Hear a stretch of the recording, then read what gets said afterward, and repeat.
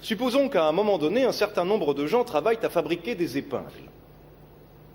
Et ils fabriquent autant d'épingles qu'il en faut dans le monde entier en travaillant, disons, 8 heures par jour. Quelqu'un met au point une invention qui permet au même nombre de personnes de faire 2 fois plus d'épingles qu'auparavant. Bien. Mais le monde n'a pas besoin de 2 fois plus d'épingles.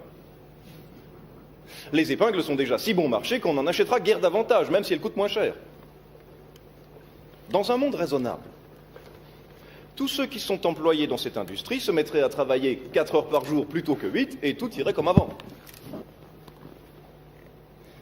Mais dans le monde réel, on craindrait que cela ne démoralise les travailleurs. Les gens continuent donc à travailler 8 heures par jour. Il y a trop d'épingles. Des employeurs font faillite. Et la moitié des ouvriers perdent leur emploi. Au bout du compte, la somme de travail est la même dans ce cas-ci que dans l'autre. Sauf que la moitié des individus concernés en sont réduits à l'oisiveté totale, tandis que l'autre moitié continue à trop travailler. On garantit ainsi que le loisir, par ailleurs inévitable, sera cause de misère pour tout le monde, plutôt que d'être une source de bonheur universel.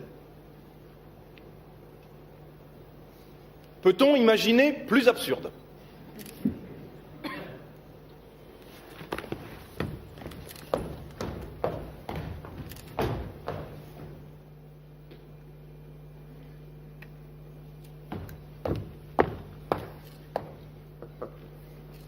Ça se passe dans un petit village au bord de la mer, au Mexique.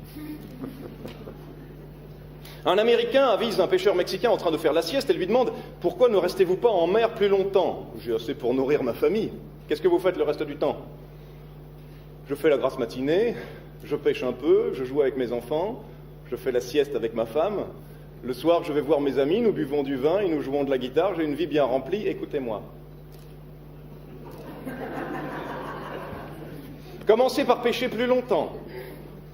Avec les bénéfices, vous achèterez un gros bateau. Vous ouvrirez votre propre usine. Vous quitterez votre village pour Mexico, puis New York, d'où vous dirigerez toutes vos affaires.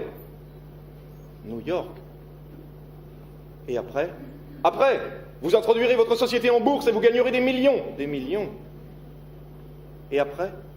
Après, vous pourrez prendre votre retraite, habiter un petit village au bord de la mer, faire la grasse matinée, pêcher un peu, jouer avec vos enfants, faire la sieste avec votre femme et passer vos soirées à boire et à jouer de la guitare avec vos amis.